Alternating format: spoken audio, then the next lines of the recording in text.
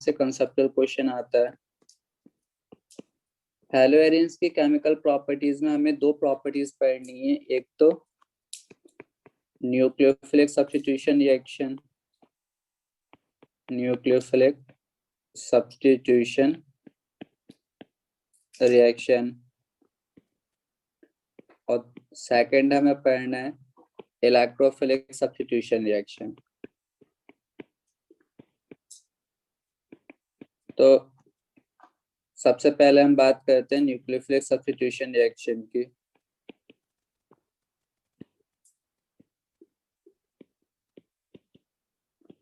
देखो, जो क्वेश्चन आता है बोर्ड एग्जाम में, या पहले मैं स्टेटमेंट अगर समझाऊं तो वो ये है कि हेलोएरिन्स न्यूक्लियोफिलिक सब्स्टिट्यूशन रिएक्शन बहुत ही डिफिकल्टी से दिखाते हैं, या फिर ये कह सकते हो कि haloarenes are very least reactive या very less reactive towards nucleophilic substitution reaction in comparison to a haloalkane. जैसे एक एग्जांपल देता हूं मैं, ये एक कोई एल्काइल हैलाइड है, इसका रिएक्शन आप NaOH से करा दो, एक्वस NaOH से, तो बहुत ही सिंपल रिएक्शन हो जाएगी। यहाँ से हेलोजन रिमूव हो जाएगा और यहाँ का OH ऐड हो जाएगा, तो हो गया सब्स्टिट्यूशन, न्यूक्लियोफिलिक सब्स्टिट्यूशन रिएक्शन हो गया यहाँ पे। But at the same time मैं आपसे कहता हूँ कि आप ये एक रिएक्शन करके दिखाओ।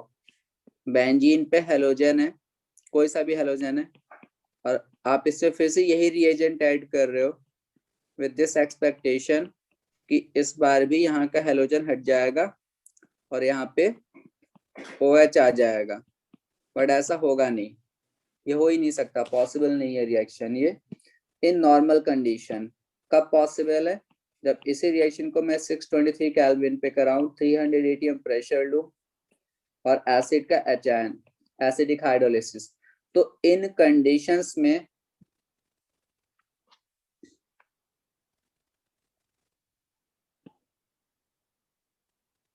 कंडीशंस में आपका जो हेलोजन है वो सब्स्टिट्यूट हो जाएगा और उसकी जगह पर OH आ जाएगा। ठीक है, तो इस तरह से हमारे पास ये कंपाउंड फॉर्म हो जाएगा।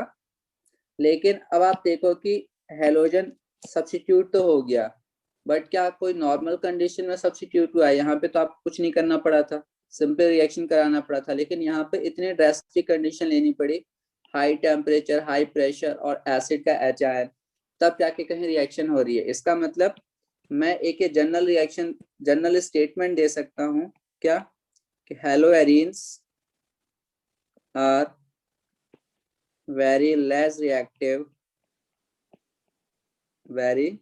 reactive towards nucleophilic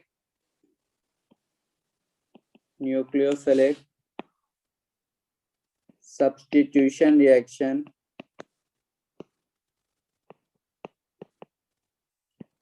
than haloalkanes। तो ये तो एक स्टेटमेंट आपको याद रखना है। 1 मार्क्स में अगर क्वेश्चन आता है कि which are more reactive, haloalkane और haloarene toward nucleophilic substitution reaction, you have to remember haloalkanes ज्यादा रिएक्टिव होते हैं और हेलोएरिन्स बहुत कम रिएक्टिव होते हैं। बट सिर्फ इतना स्टेटमेंट बोलने से काम थोड़ी चलेगा, हमें रीजन भी देखना होगा कि ऐसे क्या प्रॉब्लम है हेलोएरिन के साथ में जिसकी वजह से हेलोएरिन जल्दी रिएक्ट नहीं कर पाते हैं न्यूक्लियोफाइल से। ऐसे कौन कौन से रीजंस हैं, तो वही रीजन बोर्ड एग्जाम में आपसे पूछा जाएगा। 1 रीजन या 2 रीजन, या फिर रीजन से फिर से इंटरनल कुछ और क्वेश्चंस फ्रेम होंगे बोर्ड एग्जाम में। तो ये टोटल 4 रीजन है जिसकी वजह से हेलोएरिन्स लेस रिएक्टिव होते हैं। वो चारों के चारों रीजन आपको बहुत सही से आने चाहिए, सही से समझ में आने चाहिए, सो दैट वहां से कोई कंसेप्चुअल क्वेश्चन बने तो आप कर सको। तो देखो क्या रीजन है, देयर आर 4 रीजन्स, ठीक है, due to which haloarenes are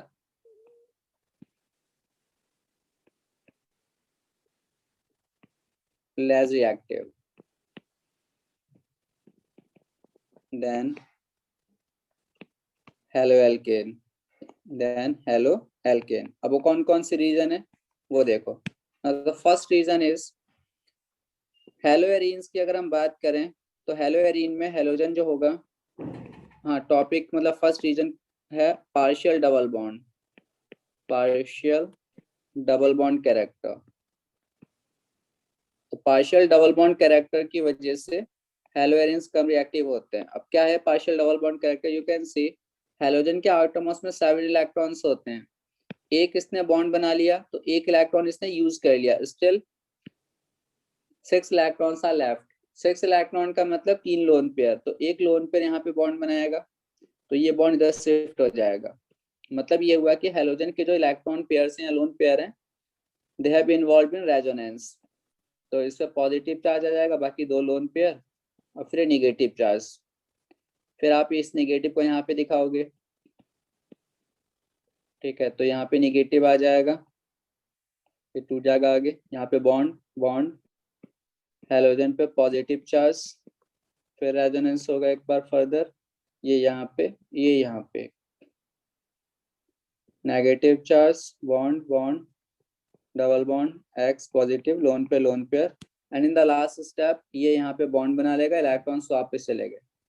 अब समझाना क्या था कि रेजोनेंस की वजह से आप देख सकते हो, ड्यू टू दिस रेजोनेंस जो हेलोजन है वो कार्बन के साथ, बेंजीन के कार्बन के साथ पार्शियल डबल बॉन्ड से अटैच हो चुका है। Why I am calling it partial double bond, क्योंकि कुछ टाइम बाद ये हट जाता है फिर आ जाता है। तो आप खुद समझ सकते हो कि अगर हेलोजन और कार्बन के बीच में डबल बॉन्ड कैरेक्टर आ गया तो वो स्ट्रॉन्ग है। तो न्यूक्लियोफाइल के लिए एक डबल बॉन्ड को ब्रेक करना काफी डिफिकल्ट होता है, जबकि ऐसा कुछ भी हेलो एल्केन में नहीं होता। आप देखो हेलो एल्केन ये RCH2X ले लो और यहाँ पे कोई न्यूक्लियोफाइल है, मतलब NaOH ले लिया उसमें से OH न्यूक्लियोफाइल है, तो आप देख सकते हो कि यहाँ का हेलोजन कोई रेजोनेंस थोड़ी कर सकता है इसके साथ में, मतलब यहाँ का बॉन्ड हमेशा सिंगल ही रहेगा। सिंगल है तो वीक है क्योंकि डबल बॉन्ड स्ट्रांग होता है। यहाँ पे बॉन्ड हो गया, डबल बॉन्ड कैरेक्टर स्ट्रांग हो गया, तो न्यूक्लियोफाइल के लिए काफी डिफिकल्ट होता है एक डबल बॉन्ड वाले, मतलब halogen which is attached with carbon with double bond to substitute या to replace, it is very difficult for the nucleophile. तो पहला रीजन तो यही है कि हेलोजन और बेंजीन का जो कार्बन है वो आपस में डबल बॉन्ड से अटैच हो जाते हैं due to resonance, and this makes very difficult for the nucleophile to substitute, इस हेलोजन को सब्स्टिट्यूट करना काफी मुश्किल हो जाएगा। This is the first reason. बताओ ये पार्शियल डबल बॉन्ड कैरेक्टर का रीजन सबको क्लियर हुआ? Yes sir. सर इसमें ये एक्स अपनी तरफ क्यों नहीं ले रहा है इलेक्ट्रॉन? बिल्कुल, एक्स अपनी तरफ इलेक्ट्रॉन क्यों लेगा, इस समय इसे कोई जरूरत नहीं है। हेलोजन होते इलेक्ट्रोनेगेटिव हैं, लेकिन हेलोजन का क्या है, इसका ऑक्टेट पूरा हो चुका है। कार्बन की तरफ या बेंजीन की तरफ ही क्यों आ रहे हैं, क्योंकि यहाँ का जो कार्बन है आपका, ठीक है, इसमें डबल बॉन्ड है, कार्बन कार्बन के बीच में डबल बॉन्ड है। तो हमेशा जब भी ऐसा कोई कंडीशन होती है, जैसे ये कंडीशन हो और यहाँ पे हेलोजन हो, ठीक है, तो अब ये सही बात है जिसके पास में लोन पेयर होगा और जिसको जरूरत है, इसे जरूरत क्यों है, क्योंकि ये डबल बॉन्ड से अटैच है। अगर कोई और अपने इलेक्ट्रॉन्स इसको दे सकता है तो ये अपने इलेक्ट्रॉन्स इसको शिफ्ट कर देगा। तो कहीं ना कहीं ये जो रेजोनेंस वाला पार्ट है ये कंपेल करता है हेलोजन को कि अपने लोन पर इसकी तरफ मूव कराए। अगर हेलोजन की जगह पे मान लो ऑक्सीजन होता, वो डबल बॉन्ड से जुड़ा रहता कार्बन से, तो इलेक्ट्रॉन अपनी तरफ खींचता। लेकिन हेलोजन जो है, यही तो प्रॉब्लम है ना हेलोजन के साथ में, हेलोजन जो ग्रुप होता है वो -I इफेक्ट वाला ग्रुप होता है, इलेक्ट्रॉन विड्रॉ करने वाला। लेकिन जब रेजोनेंस दिखाने की बात आती है तो वो अपने इलेक्ट्रॉन पेयर यूज करके दूसरे को दे देता है। तो विड्रॉ ना करने के पीछे यही रीजन है कि इलेक्ट्रॉन्स इसकी तरफ जा ही नहीं सकते। मान लो ये डबल बॉन्ड, ये जो कार्बन है, अगर आप ये सोच रहे हो कि कार्बन और हेलोजन का बॉन्ड ब्रेक हो जाए और ये दोनों इलेक्ट्रॉन्स इसकी तरफ चले जाएं, हेलोजन की तरफ, चलो बिल्कुल सही सोचा तुमने, तो उस केस में कृष्णा क्या होगा, वैसे वो फोर्थ रीजन है। अगर मैं ये मान के चलूं कि इस बॉन्ड के दोनों इलेक्ट्रॉन्स इसकी तरफ चले गए हेलोजन की तरफ, तो क्या होगा, बेंजीन पे बताओ कृष्णा क्या चार्ज आ जाएगा? Positive. Positive, that will be phenyl cation. ये हमारा लास्ट रीजन यही होगा। बट ये फिनाइल कैटायन हाईली अनस्टेबल होता है, बिल्कुल भी स्टेबल नहीं होता।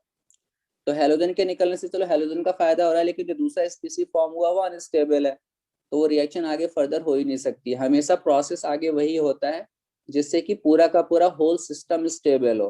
तो यहाँ पे ये पॉसिबल नहीं है कि हेलोजन इलेक्ट्रॉन लेके चला जाए और फिनाइल पे पॉजिटिव चार्ज क्रिएट हो। बताओ क्लियर होगी बात Krishna? Yes, sir. Now the second reason, that is sp2 hybridized carbon. sp2 hybridized carbon in हेलोएरिन। अब इससे क्या होगा? sp2 हाइब्रिडाइजेशन से बहुत इंपैक्ट आएगा इससे। तो पहले जरा हम इसको समझते हैं हेलो एल्केन को, क्योंकि ऑब्वियस सी बात है कंपैरिजन तो उन्हीं से चल रहा है ना। हेलो एल्केन में जिस कार्बन से हेलोजन अटैच है उस कार्बन की हाइब्रिडाइजेशन है sp3, ठीक है। अब sp3 होने से क्या होता है? s कैरेक्टर यहाँ से निकालोगे, sp3 में s कैरेक्टर 25% होता है। 25% s कैरेक्टर होने से मतलब s कैरेक्टर काफी कम ही माना जाएगा 25%। तो s कैरेक्टर बढ़ने से ना ये याद रखो कि s character is directly proportional to electronegativity. Element की इलेक्ट्रोनेगेटिविटी बढ़ जाती है s कैरेक्टर बढ़ने से। अभी जरा पहले हेलोएरिन देख लो। मुझे बताओ जिस कार्बन से हेलोजन अटैच है हेलोएरिन में उस कार्बन की हाइब्रिडाइजेशन क्या है? Sir sp2। बताओ sp2। okay, this carbon is sp2 hybridized. Now what is the s character of carbon? Sir 33.3%। 33%. okay, 33% s character. Now you can see the carbon in haloarine having halogen is sp2 hybridized. It has 33% s character. It means s character increases, its electronegativity will increase. अब इससे क्या होगा? Carbon की electronegativity बढ़ेगी तो ये bond के electrons ये भी अपनी तरफ विड्रॉ करेगा और हेलोजन भी खींचेगा। हेलोजन तो खींचता ही क्योंकि हेलोजन एक इलेक्ट्रोनेगेटिव एलिमेंट है। जब दोनों ही इलेक्ट्रोनेगेटिव हो गए तो दोनों ही अपनी तरफ विड्रॉ करना चाहेंगे, दोनों ही अपनी तरफ खींचना चाहेंगे। तो मुझे बताओ ये जो CX वाला बॉन्ड है, ये जो बॉन्ड लेंथ है, इस बॉन्ड की लेंथ बढ़ जाएगी, ये लॉन्गर हो जाएगा या शॉर्टर हो जाएगा जब दोनों ही खींचना चाहेंगे? तो जल्दी बताओ। शॉर्टर होगा, क्योंकि लॉन्गर तो ये तब होता जैसे खाली हेलोजन खींचने वाला होता। कार्बन कम इलेक्ट्रोनेगेटिव होता, हेलोजन ज्यादा इलेक्ट्रोनेगेटिव होता, तो इलेक्ट्रॉन खींच के ऊपर की तरफ और ऊपर बढ़ जाता, तो बॉन्ड की लेंथ बढ़ जाती। लेकिन यहाँ पे क्योंकि दोनों ही इलेक्ट्रोनेगेटिव हैं, तो यहाँ पे जो CX बॉन्ड होगा, क्योंकि इलेक्ट्रोनेगेटिविटी इंक्रीज हो गई है कार्बन की, तो ये भी इलेक्ट्रॉन विड्रॉ करेगा, हेलोजन भी, तो बॉन्ड की लेंथ वीक हो जाएगी क्योंकि कार्बन भी इलेक्ट्रॉन खींच रहा है। तो इसकी वजह से C और X का बॉन्ड छोटा हो जाएगा, हेलोजन कार्बन की तरफ थोड़ा सा आ जाएगा, तो बॉन्ड यहाँ पे शॉर्टर हो गया। ये याद रखो, बॉन्ड छोटा हो गया। और बॉन्ड जितना शॉर्ट होता है उतना स्ट्रॉन्ग होता है। तो फिर से प्रॉब्लम आ गई, कार्बन की जो sp2 हाइब्रिडाइजेशन थी जिसकी वजह से s कैरेक्टर इंक्रीज हो गया था, उसने कार्बन को इलेक्ट्रोनेगेटिव बना दिया। कार्बन इलेक्ट्रोनेगेटिव बन गया हेलोएरिन का, तो उसने CX बॉन्ड के इलेक्ट्रॉन्स को विड्रॉ करना स्टार्ट कर दिया, जिसकी वजह से इस CX बॉन्ड की लेंथ कम हो गई, ये शॉर्टर हो गया और स्ट्रॉन्गर हो गया। जब बॉन्ड स्ट्रॉन्गर हो गया तो again it is very difficult for the nucleophile to break this bond and to substitute halogen. अब देखो हेलोएल्केन में कुछ भी नहीं है ऐसा, कार्बन sp3 हाइब्रिडाइज है, कार्बन की हाइब्रिडाइजेशन sp3 है, s कैरेक्टर 25% है। यहाँ का कार्बन इलेक्ट्रोनेगेटिव कम है, लेस इलेक्ट्रोनेगेटिव, तो सारे इलेक्ट्रॉन्स कौन खींचेगा? हेलोजन अपनी तरफ, तो बॉन्ड की लेंथ बढ़ जाएगी। यहाँ का बॉन्ड हो गया लॉन्गर, अब बॉन्ड जितना लॉन्गर होता है उतना कमजोर हो जाता है, इट मींस ये वीकर भी हो गया। तो हेलोएल्केन में जो C और X का बॉन्ड होता है वो लॉन्गर होता है, वीकर होता है। इसी वजह से इस बॉन्ड को तोड़कर आसानी से न्यूक्लियोफाइल हेलोजन को सब्स्टिट्यूट कर देता है। तो ना second reason is sp2 hybridized carbon in haloarene. बताओ ये सेकंड रीजन क्लियर हो गया सबको?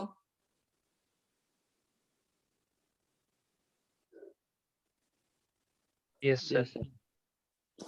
ना थर्ड रीजन। ये दो रीजन सबसे इंपॉर्टेंट है, जहां से सबसे ज्यादा कॉन्सेप्चुअल क्वेश्चन आता है। ये क्वेश्चन कई बार आ चुका है बोर्ड एग्जाम में कि हेलोएल्केन में जो CX बॉन्ड होता है वो लॉन्गर होता है और हेलोएरिन में CX बॉन्ड शॉर्टर होता है। Just you have to write because in haloalkane carbon is sp3 hybridized, s character is less electronegativity, and that's why bond is longer.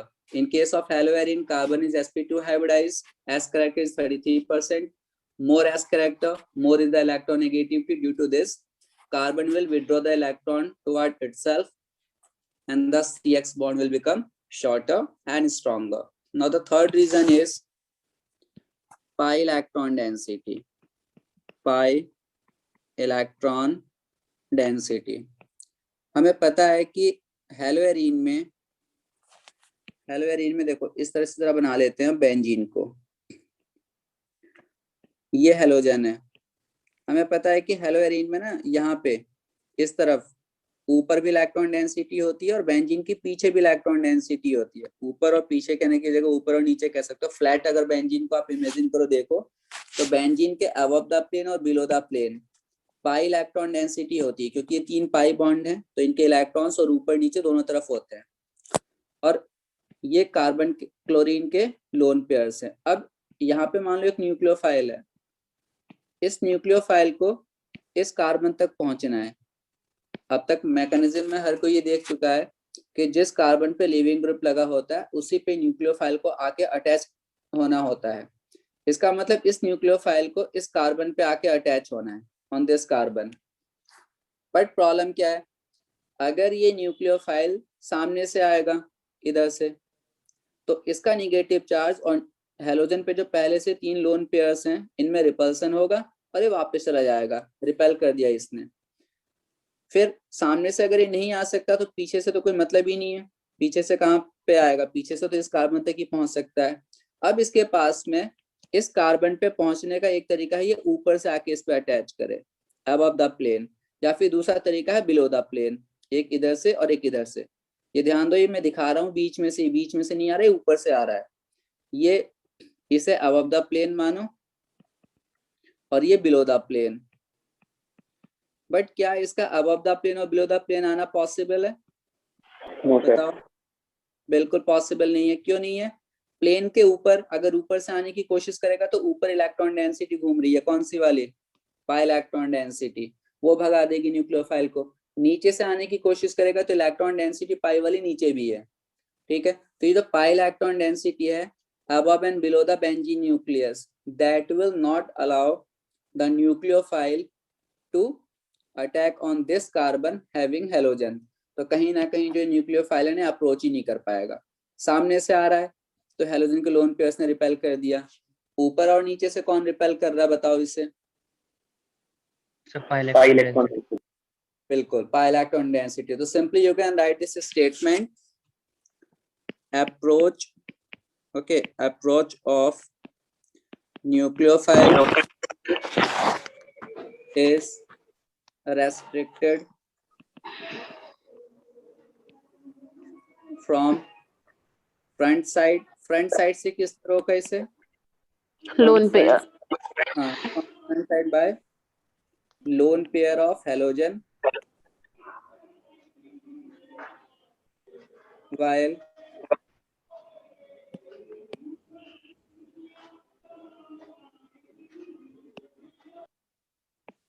while from above and below, from above and below the plane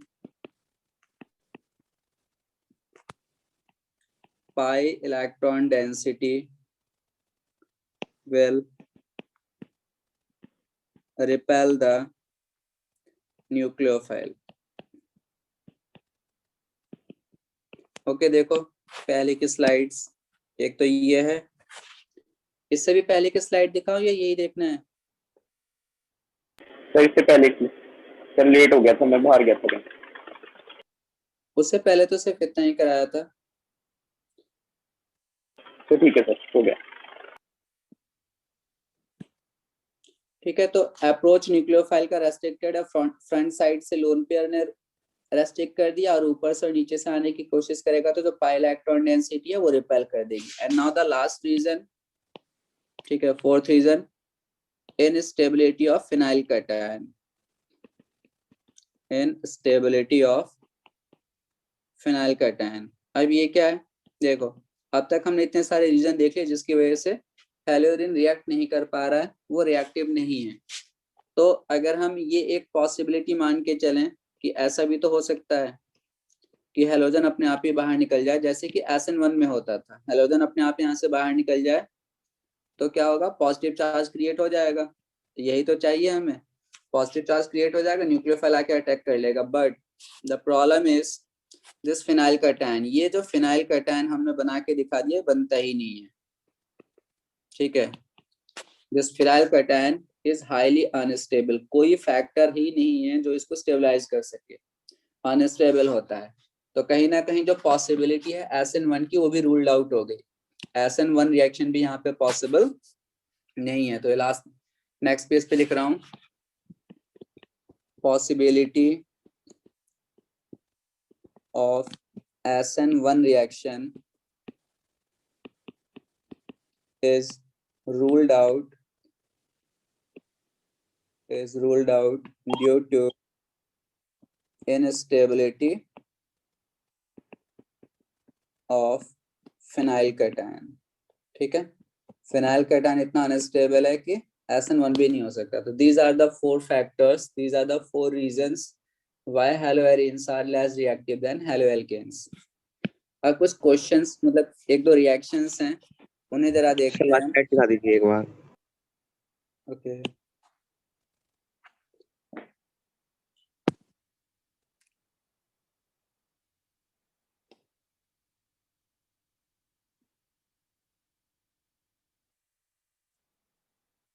हो गया।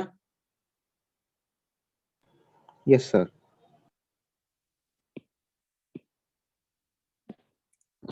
अब हमारा जो next topic है वो है effect of nitro group. Nitro group के आने की वजह से ना, नाइट्रो ग्रुप अगर लग जाता है तो जो अभी हम न्यूक्लियोफिलिक सब्स्टिट्यूशन रिएक्शन पढ़ रहे हैं कि नहीं हो पा रही है, वो होनी स्टार्ट हो जाएगी। तो वही अब देखना है हमें कि इफेक्ट ऑफ नाइट्रो ग्रुप, कि नाइट्रो ग्रुप कैसे इफेक्ट करता है न्यूक्लियोफिलिक सब्स्टिट्यूशन रिएक्शन को हैलोएरिन्स में। तो इफेक्ट ऑफ नाइट्रो ग्रुप ये भी इंपॉर्टेंट है on nucleophilic substitution reaction.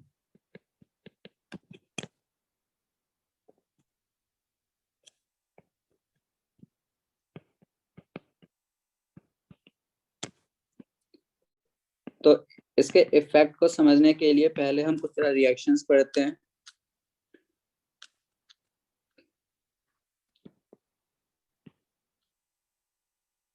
Okay तो देखो, जैसे हमारे पास में कोई सा भी हम हेलोअल्केन ले सकते हैं, जैसे क्लोरोबेंजीन ही ले लो, और इसका रिएक्शन मैं करा रहा हूँ सोडियम हाइड्रोक्साइड से। अभी बताया आप लोगों को मैंने वैसे तो ये, तो सोडियम हाइड्रोक्साइड से रिएक्शन जब आप कराते हो तो कंडीशंस काफी विग्रस लेनी होती हैं। Vigorous in the sense NaOH लोगे एक्वस, जो कि न्यूक्लियोफाइल प्रोवाइड कराएगा। टेम्परेचर लोगे 623 केल्विन और 300 ATM प्रेशर, ये फर्स्ट और ये सेकंड। फिर हम इसका कराते हैं हाइड्रोलिसिस। तो इतने सारी कंडीशंस लेने के बाद कहीं ऐसा होता है कि क्लोरीन हटता है और उसकी जगह पर OH आ जाता है। चलो ठीक है, दिख रहा है कि हमें रिएक्शन काफी डिफिकल्टी से हो रही है, बट चलो हो तो गई। रीजन तो ऑलरेडी हमने पढ़ रखा है, हमें तो यहाँ पे नाइट्रो का पढ़ना है। तो अब देखते हैं क्या होगा। मैं ऐसा करता हूँ, इसमें क्लोरीन तो रहने दो, क्लोरीन के पैरा पोजीशन पे एक नाइट्रो लगा देता हूँ। और अब मैं इसका सेम ऊपर वाले रिएक्शन करा के देखता हूँ, मतलब क्लोरीन की जगह मुझे OH लगाना है। तो अगेन मैंने इसमें NaOH ऐड किया, लेकिन अब क्या देखा गया कि जब हम नाइट्रो ग्रुप लगा देते हैं पैरा पोजीशन पे और फिर हम न्यूक्लियोफिलिक सब्स्टिट्यूशन रिएक्शन कराते हैं, तो ऊपर इतनी टफ कंडीशन नहीं लेनी है। अब हमें क्या करना है, NaOH तो डालना ही होगा ताकि OH आए। टेम्परेचर जहाँ पे पहले हमने 623 केल्विन टेम्परेचर लिया था, now only 443 kelvin is required. और हाइड्रोलिसिस, तो आप देख सकते हो प्रेशर की जरूरत ही नहीं है। पहले कहाँ पर 300 ATM प्रेशर लगा रहे थे, अब बिना प्रेशर के रिएक्शन हो जाएगी। तो रिएक्शन हो गया हमारा, देखो क्लोरीन की जगह पर OH आ गया। इसका मतलब कहीं ना कहीं नाइट्रो हेल्प कर रहा है। In the presence of nitro group reaction is little bit easier in comparison to without nitro group. तो चलो अभी तो एक ही नाइट्रो आया, अब एक और नाइट्रो लगा के देखते हैं। तो थर्ड रिएक्शन देखो, में क्लोरीन है और क्लोरीन के नाइट्रो, अभी हमने पैरा पोजीशन पे नाइट्रो लगाया था, अब और पैरा पे तो नाइट्रो रहेगा, ऑर्थो पे और नाइट्रो लगा दो आप। फिर सेम यही रिएक्शन आप रिपीट करो, NaOH आपने ऐड किया, अब देखो रिएक्शन और इजीली हो जाएगी। Now you have to take temperature only 368 kelvin, approximately 100 kelvin फिर से कम हो गया। हाइड्रोलिसिस तो हर बार कराना ही होगा। तो आपने देखा कि 2 नाइट्रो होने की वजह से रिएक्शन और ज्यादा इजी हो गई। चलो अब बस एक और है, एक साथ अगर 3-3 नाइट्रो लगे हों तो रिएक्शन पे क्या इफेक्ट आएगा। तो देखो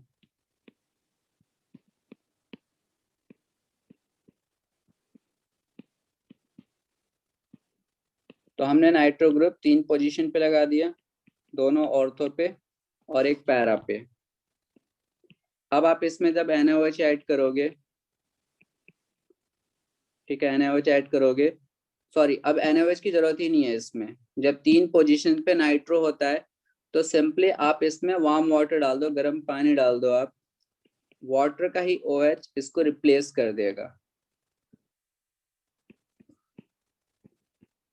ठीक है, तो हमारे पास ये आ गया 2,4,6 ट्राई नाइट्रोफिनॉल, जिसको आगे चल के हम TN पिक्रिक एसिड भी बोलते हैं इसे। ठीक है, दिस इज 2,4,6 ट्राई नाइट्रोफिनॉल। तो यहाँ से ये क्लियर है कि नाइट्रो के आने से या नाइट्रो के प्रेजेंस में रिएक्शन जो काफी इजी हो रही है, काफी माइल्ड कंडीशन से ही हो जा रही है। माइल्ड कंडीशन का मतलब ज्यादा कुछ हीट वीट नहीं करना पड़ रहा, तो उसे हम कहते हैं माइल्ड कंडीशन। तो माइल्ड कंडीशन की रिक्वायरमेंट है अगर नाइट्रो प्रेजेंट है, और अगर नाइट्रो प्रेजेंट नहीं है तो आपने देखा ही था कितना एडवर्स कंडीशन चाहिए था तब जाकर रिएक्शन हो रही थी ना। अब नाइट्रो का क्या रोल होता है, how this nitro group affect this reaction, वो देखते हैं। बताओ पेज को चेंज कर दूं? Yes sir. ठीक है, तो देखो जरा,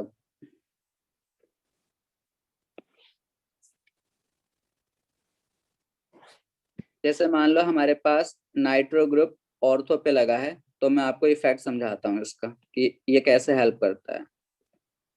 ये आपका नाइट्रो ग्रुप है, ऐसे ओपन करके लिखा है हमने।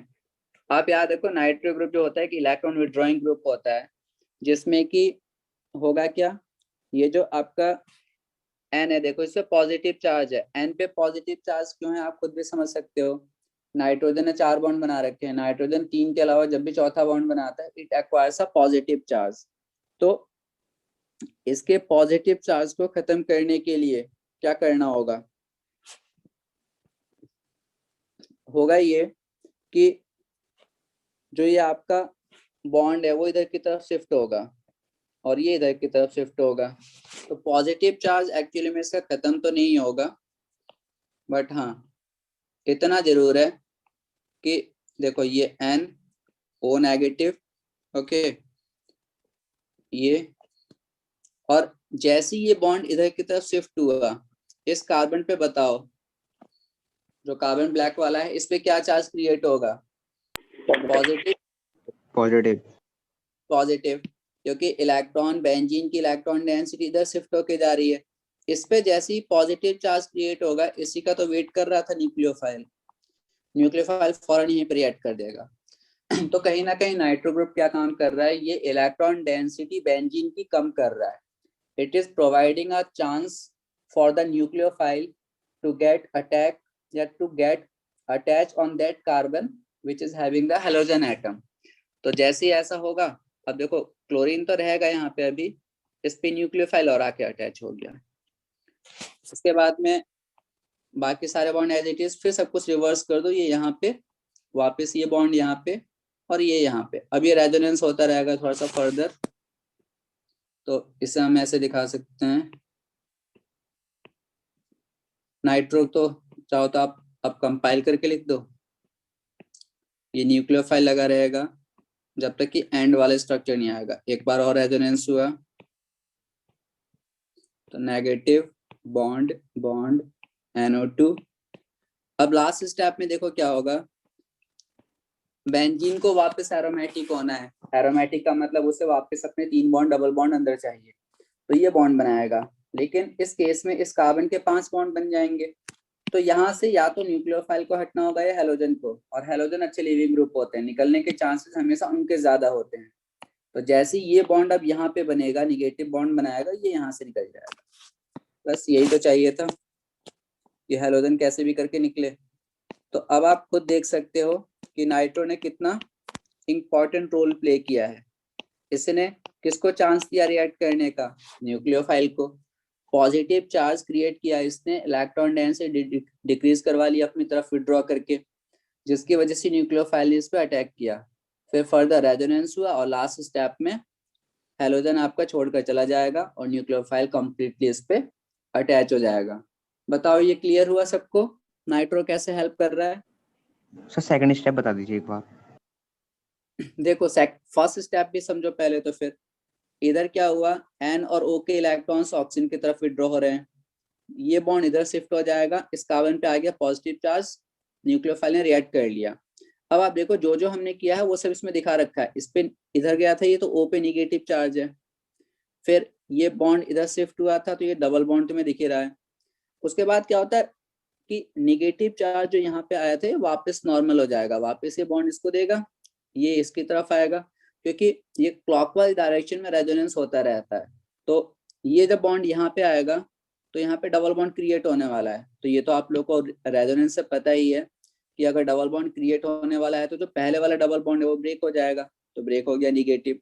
फर्दर फिर तो सिमिलर प्रोसेस, ये यहाँ पे बॉन्ड बनाएगा तो इस बॉन्ड को ब्रेक होना होगा, और लास्ट में ये नेगेटिव चार्ज यहाँ पे बॉन्ड बनाएगा, तो यहाँ से हैलोजन को बाहर निकलना होगा।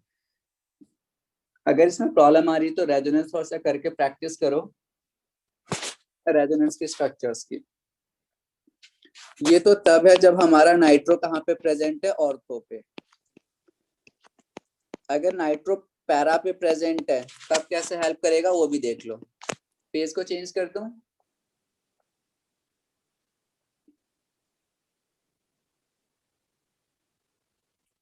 बताओ। देखो अब Yes, sir.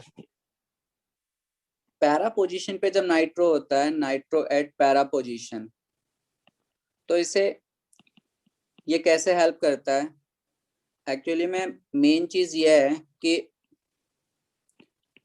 किसी भी तरीके से ये बॉन्ड टूट के इधर निगेटिव चार्ज बनाए और यहाँ पे पॉजिटिव क्रिएट हो। अब आप ये देखो कि नाइट्रो तो बहुत दूर है, पैरा पे है, तो दिखाने के लिए तो मैं इसे ऐसे भी दिखा सकता हूँ कि यहाँ से इसने स्टार्ट किया, इस पर पॉजिटिव चार्ज है, यहाँ से इसने अपनी तरफ विड्रॉ किया, ये इधर विड्रॉ हुआ, ये इधर विड्रॉ होगा, यहाँ पे आ जाएगा पॉजिटिव चार्ज, और जैसे ही पॉजिटिव चार्ज आएगा न्यूक्लियोफाइल अटैक कर लेगा। लेकिन क्या है, बुक में ऐसे नहीं दिखा रखा है इन्होंने, बुक में इन्होंने बहुत सिंपल तरीके से दिखा रखा है। क्या सिंपल तरीका है? इन्होंने स्टार्टिंग में नाइट्रो को कुछ नहीं दिखाया, इन्होंने नाइट्रो को एज इट इज लिख रखा है। इन्होंने बस ये दिखाया कि ये बॉन्ड अपने आप इधर की तरफ शिफ्ट हो रहा है। अब किसी के दिमाग में आ सकता है कि भाई शिफ्ट क्यों हो रहा है, पहले तो चलो यहाँ पे नाइट्रो था, उसने अपनी तरफ विड्रॉ कराया था। एक्चुअली में कुछ चीजें दिखती नहीं है बट होती हैं। ये नाइट्रो जो है, ये समझ लो अभी भी इतनी दूर होने पर भी इलेक्ट्रॉन विड्रॉ कर रहा अपनी तरफ। इलेक्ट्रॉन विड्रॉ करने का मतलब निगेटिव चार्ज को ये अपनी तरफ ही लाना चाहता है, तो वहां पे प्रोसेस होना स्टार्ट हो जाएगा उसी जगह पे, और ये बॉन्ड अपने आप यहाँ पे ब्रेक होगा, इस पे पॉजिटिव चार्ज क्रिएट होगा, and in the first step nucleophile will get attack. तो देखो क्या हुआ फर्स्ट स्टेप के बाद, ऊपर जो फर्स्ट वाला कार्बन है इस पे हैलोजन है और इस पे न्यूक्लियोफाइल आ गया, and we are having negative charge at this position. बाकी की कहानी सबको पता है, क्या नेगेटिव चार्ज आगे चल के बॉन्ड बनाएगा, तो इस बॉन्ड को ब्रेक होना होगा। अब देखो ये जो आपका बॉन्ड है, ठीक है, मेन चीज यही है, इस चीज को समझो कि जब ये निगेटिव यहाँ पे बॉन्ड बनाएगा तो ये बॉन्ड यहाँ पे शिफ्ट होगा, ये बॉन्ड यहाँ पे शिफ्ट होगा, और उसके बाद में क्या होगा, ये बॉन्ड यहाँ पे शिफ्ट होगा। दिखा दो थोड़ा दूर तक रेजोनेंस। तो देखो स्ट्रक्चर, क्लोरीन न्यूक्लियोफाइल, यहाँ पे तो बॉन्ड बन गया, ठीक है, यहाँ पे बॉन्ड बन चुका है, एन पे O निगेटिव है, यहाँ पे कोऑर्डिनेट है, यहाँ पे फिर नेक्स्ट बहुत देर तक निगेटिव इस पे भी नहीं रहेगा, ये वापस यहाँ पे करेगा, तो ये बॉन्ड अब यहाँ पे शिफ्ट होगा और यहाँ पे निगेटिव चार्ज। बस अब लास्ट स्टेप पे जैसे कि पहले ही बता चुका हूँ कि बेंजीन वापस एरोमेटिक होना चाहेगा क्योंकि एरोमेटिसिटी उससे स्टेबिलिटी प्रोवाइड करती है। तो यहाँ से फिर से कौन निकल जाएगा, हेलोजन, इलेक्ट्रॉन्स लेके दोनों चला जाएगा ये, और जो आपका न्यूक्लियोफाइल है वो कंप्लीटली इस पे अटैच हो जाएगा। ठीक है, तो ये तो तब बात हुई जब नाइट्रो हमारे कहाँ पे प्रेजेंट है, पैरा पोजीशन पे। एक सिंपल सा क्वेश्चन पूछ रहा हूँ, नाइट्रो मेटा पोजीशन पे अटैच है तो क्या उसका इफेक्ट होगा न्यूक्लियोफिलिक सब्स्टिट्यूशन में? No sir. नहीं होगा। आप इसे रेजोनेंस से करके प्रूव करो। ठीक है, रेजोनेंस करो और देखो कि क्यों नाइट्रो अगर मेटा पोजीशन पे प्रेजेंट है तो वो कोई हेल्प नहीं कर सकता न्यूक्लियोफिलिक सब्स्टिट्यूशन में। आप जब करोगे तो आप देखोगे कि पॉजिटिव चार्ज उस कार्बन पे वो क्रिएट करा ही नहीं सकता जब वो मेटा पे प्रेजेंट है, या ये कह सकते हो कि वो निगेटिव चार्ज को स्टेबलाइज नहीं कर सकता। यहाँ पे देखो, यहाँ पे ये रेजोनेंस इधर की तरफ हो गया ना, लेकिन आप देखोगे कि जब ये मेटा पे प्रेजेंट होगा तो रेजोनेंस में ये पार्टिसिपेट ही नहीं कर पाएगा। कौन पार्टिसिपेट नहीं कर पाएगा? नाइट्रो। अगर वो रेजोनेंस में पार्टिसिपेट नहीं कर पा रहा है मतलब वो निगेटिव चार्ज को स्टेबलाइज नहीं कर पा रहा है, और निगेटिव चार्ज को स्टेबलाइज ना करने का मतलब वो लेगा भी नहीं निगेटिव चार्ज को। तो you have to remember, nitro का जो इफेक्ट होता है वो सिर्फ